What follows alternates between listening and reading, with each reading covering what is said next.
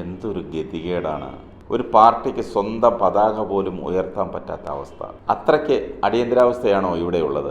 കോൺഗ്രസ് ലീഗിനോട് കാണിക്കുന്നത് പഴയ അയിത്ത സമ്പ്രദായമാണ്. സ്വന്തം പതാക ഉയർത്തി രാഹുൽ ഗാന്ധിയെ വരവേൽക്കാൻ പോലും അവസരം ലഭിക്കാത്ത ഹതഭാഗ്യരെക്കുറിച്ച് എന്തു പറയാൻ. കഷ്ടം. കരൾ കുത്തിപ്പറിക്കുന്ന അപമാനവും സഹിച്ച് എത്ര നാൾ ലീഗ് UDFിൽ തുടരും?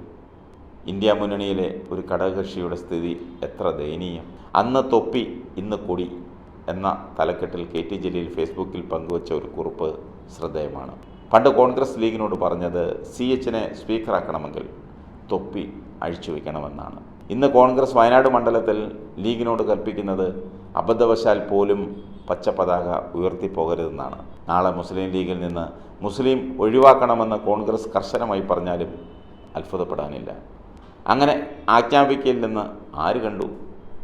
ത്രിവർണ ബലൂണുകൾ ഉയർത്തി കോൺഗ്രസ് ചുളുവിൽ അവരുടെ പതാകയുടെ പ്രശ്നം പരിഹരിച്ചു. ത്രിവർണ ബലൂണിലെ പച്ചയല്ലാതെ ലീഗിൻ്റെ പച്ച എവിടെയും കണ്ടില്ല.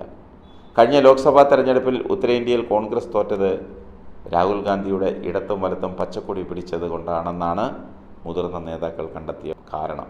ഇക്കുറി വയനാട്ടിൽ രാഹുലിൻ്റെ സ്ഥാനാർത്ഥി പര്യടനത്തിൽ എവിടെയും പച്ചക്കൊടി കാണില്ല. ലീഗ് പ്രവർത്തകർ പച്ച ഷർട്ടിട്ട് വരാതിരിക്കാൻ പ്രത്യേകം ശ്രദ്ധിക്കണം. ഒരുപക്ഷെ ആട്ടി ഓടിക്കപ്പെട്ടേക്കാം. തിരുവനന്തപുരം ജില്ലയിൽ UDF പരിപാടിയിൽ ലീഗിൻ്റെ കൊടി കെട്ടാൻ ചെന്ന പാവം ലീഗ് പ്രവർത്തകൻ്റെ കയ്യിൽ നിന്ന് പതാക പിടിച്ചു വാങ്ങി വലിച്ചെറിഞ്ഞ് ഇത് പാകിസ്ഥാനിൽ കൊണ്ടുപോയി കെട്ടട എന്നലറിയ കോൺഗ്രസ് നേതാവിൻ്റെ സ്വരം വയനാട്ടിലേക്കും വ്യാപിച്ചോ? ഒരു സംശയം കൊണ്ട് ചോദിച്ചതാണ്. ലീഗിൻ്റെ അപ്രഖ്യാപിത 3ാം സീറ്റായ വടകരയിലെ ഹരിത പതാകയുടെ പുളപ്പൊന്നും വയനാട് ചുരം കയറിയപ്പോൾ കണ്ടില്ലല്ലോ എന്നാണ് ജലീൽ ചോദിക്കുന്നത്. പച്ചക്കൊടിയുടെ നിഴൽ പോലും ഭയപ്പെടുന്ന രാഹുൽ ഗാന്ധി എങ്ങനെ ന്യൂനപക്ഷ താൽപ്പര്യങ്ങൾക്കായി നിലകൊള്ളുമെന്നാണ് ലീഗ് പറയുന്നത്. മതനിരപേക്ഷതയും സോഷ്യലിസവും ഒക്കെ പൊതുവെ പറയുന്നുവെങ്കിലും തെരഞ്ഞെടുപ്പിൻ്റെ അടിയൊഴുക്കുകൾ നിർണ്ണയിക്കുന്നത് പലപ്പോഴും ജാതിയും മതവും തന്നെയാണ്.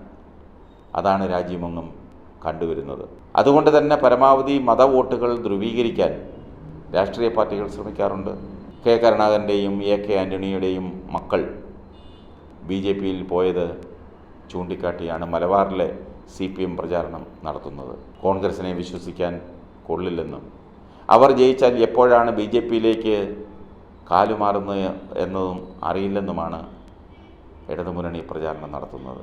ഇതോടൊപ്പം പൗരത്വ ഭേദഗതി നിയമം അത് പ്രാബല്യത്തിൽ വന്നതും ഇടതുപക്ഷത്തിന് രാഷ്ട്രീയ നേട്ടമായി കണക്കാക്കാം. ഏതായാലും ഇത്രയും അപമാനം സഹിച്ച് UDFിൽ നിൽക്കണോ എന്ന് ലീഗ് തീരുമാനിക്കണം. അങ്ങനെ തീരുമാനിക്കാനുള്ള സമയമായി.